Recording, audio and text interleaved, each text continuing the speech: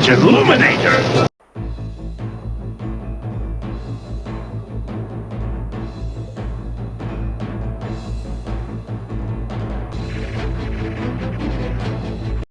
Okay, here's a look at Transformers, Autobot Jetfire, and Agorrian Darak and Zertonian Solila, if I said that correctly. So here you could see what the front of the box looks like, and let's turn it over to the back, and you could see part of the back because it does have this partial sleeve here that you could remove, and now you could see the entire back with the product image of Jetfire and those two figures. I don't remember what the name was. And here, just come back to the front so you could see what the front of the box looks like. And then it's kind of hard to see the sides, but basically here's what the box looks like. And the sleeve does have this little comic thing, which doesn't really interest me. I'm not familiar with these two characters because I don't really follow the cartoon.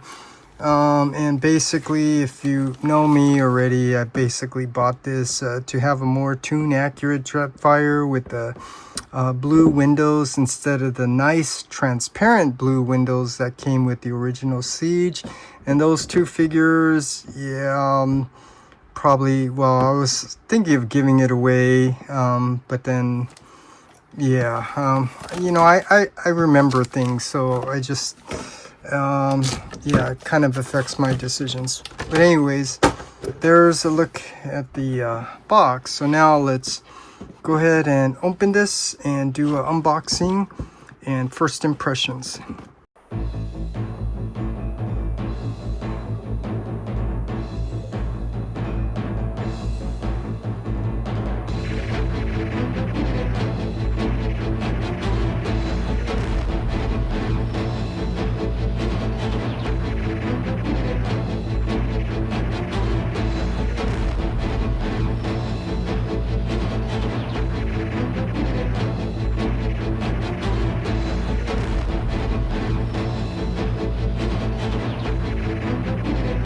So after a very annoying unboxing, I finally got everything out, and here you could see everything that comes in the box. So now let's just go over them and start here with the accessories that come wrapped in this Autobot tissue paper that you have to carefully open up to make sure you got everything out, because you don't want to accidentally leave something in here.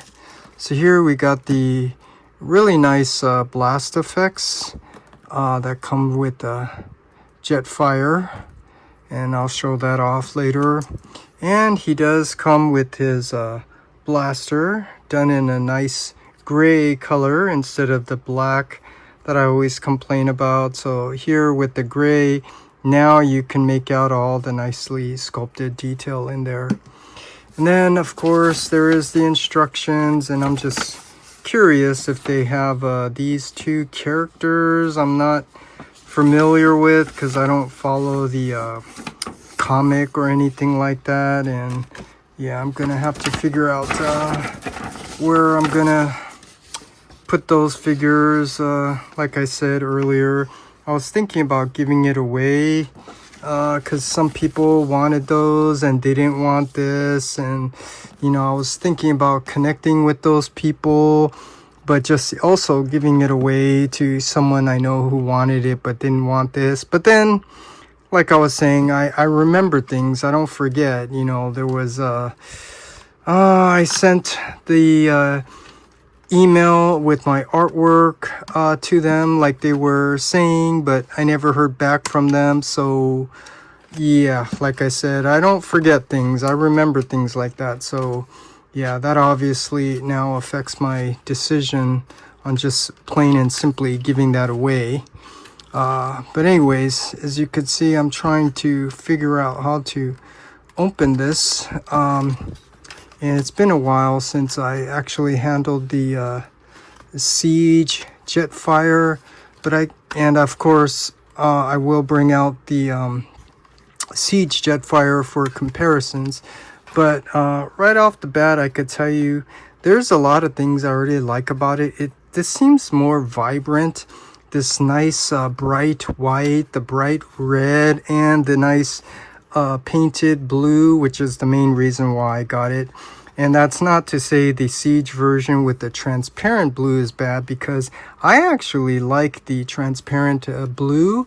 It's just it's not consistent. All their figures didn't have the transparent windows, so that's why I got this. It's easier to try to stay consistent here, and this does kind of capture the cartoon aesthetics a little bit more accurately. So here, I don't know how I can get all of this on camera here, but here's a look at the Jetfire.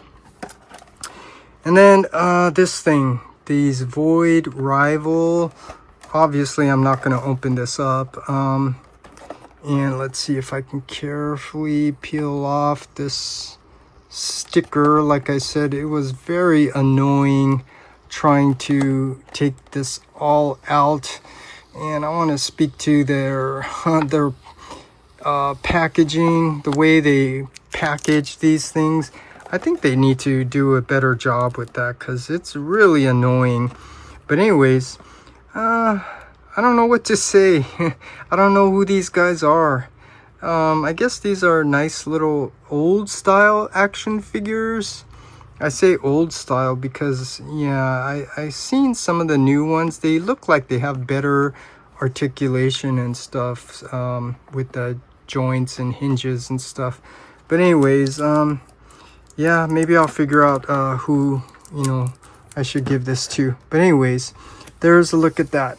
And so now let's take a closer look at Jetfire. So here is a look at Jetfire, and let's start with some comparisons with the previous version. I don't know if I'm going to be able to get both of these on screen here, because these are both really big. But I'll just point out the most important thing that I wanted to share, which is the color. And here you could see, like I said, this has a much brighter color palette. The white and the red and the blue, they stand out much better than this version, which is darker. And maybe that has to do with the cartoon, the War for Cybertron Siege. They were basically in a very dark background, so it kind of makes sense from that point of view. But for me, because I'm trying to capture all of the G1 Toon aesthetics, this one obviously is the set that matches more the original G1 cartoon. But now I'll just share some of my complaints that maybe some of you know, and then some of you don't know, because you just basically get excited about the figures and buy it, and ignoring the fact that this is what Hasbro does. Not just this, but like their Perceptor, their Blaster, and all the other figures that they made over the years again and again. They will release a first version, and you basically have a choice. You either get this and run the risk of, and run the risk of them reissuing a better version, or you take a risk and don't get this, hoping that they will give you a better version, but then they don't. So you're basically at their mercy, with collecting the figures and trying to, collect them in the way that, you want. So yeah, I just wanted to share that, because I know some of us do know that, but I'm kind of speaking to those who don't. They just see this, they get it, and they're saying all these positive things about it. And then sometimes they will now then complain after, when if you just are aware of what I just pointed out to you in the first place, maybe that will help with making decisions on the purchasing. And that's what I'm trying to convey here, because I would like for all of us to join together and, do something to fight against this, because this is getting very redundant. But anyways, I just wanted to share that. And there really isn't much to point out with these figures, other than the colors here are just different. That's pretty much it. I lost the term that was used. A redeco. Well, it's not really even a redeco. It's just basically just a different shade of color. So with that, yeah, I guess what we could do is just go ahead and transform Jetfire into his robot mode and take a look at that.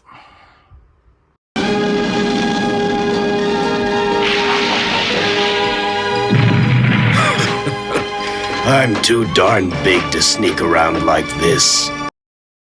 Okay, to transform Jetfire or Skyfire from his alt mode to his robot mode, first let me just tell you that I did not transform this, so I have to kind of go on memory and kind of look at them carefully. So I'm showing you basically how I figure out how to transform this, and I'm looking around. So first of all, like I said, I already know what Skyfire is supposed to look like, so that kind of helps to know what I'm trying to do.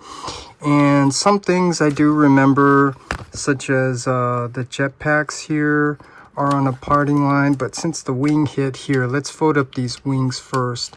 And so obviously this comes down, it moved, this folds in, you could see the double hinge here. And then there is a tab, so tab that in and then lift this up and then do the same on this side. So this piece comes up or down, it comes down, and then this wing folds down, and then this is a double hinge. You could see there's a tab and a slot on that double hinge. Use that to get that lined up, tabbed in. And then what I was saying was the jetpacks, I remember it does tab in and you could see the parting line. Now it's just trying to see how you have to pull this apart. And I do know that when it's tight like this, there's some reason, and I could see down here, there's also a tab from this red jetpack and a tab going this way, which makes this really hard to get out, because I was telling you, this perpendicular tab system from the engineering, it helps to strengthen it. Yeah, well, when you're now trying to take it apart, it makes it very difficult. So my point is, I don't think this kind of design is very good, where you have the tabs going this way and this way, where it makes it so hard to untab it. But anyways, after you get that untabbed, then we can lift this up, because we know this is supposed to become shorter. And there's you could see there's nice little slots here where this is supposed to go into. And then let's see, we need to extend these legs. First, let's get these hip skirts out of the way. And since this is already coming out, so you could see this accordion's out to the side. And we just need to check here. Yeah, it does need to line up on the top there. And this, you could see it's a double hinge, so use that double hinge to help get this in. And then tab it in, and then fold up that landing wheel. Come to the other side and do the same thing. You want to untab it from this post here. And then make sure this top piece is flush here. Use that double hinge to help get it in, because if you don't, if you just go straight up, you could see it's hitting. That's why I always point out the double hinge. So use that double hinge to get it up and in. Fold up that landing wheel, and then his feet, it's basically just flip his feet out and then his heels out. And then I think we got the legs done. And then now, let's do it this way. Let's put him sitting a little bit, spread his legs out so we can get a better view up here. Let's do it this way. And this piece is already moving, so you know these come out. It's on a double hinge, and I know they're facing the wrong direction. So yeah, it should, it does rotate on that hinge. But now this piece is in the way, so that means, yeah, we can't bend this down. First, let's fold up that landing wheel, and then let's bring out these arms. It's probably tabbed in. Yeah, there's the tabs. That post that goes into the forearm, and then you could see this is going to fold out. I heard some nice ratchets here, and yeah, let's just finish the arms.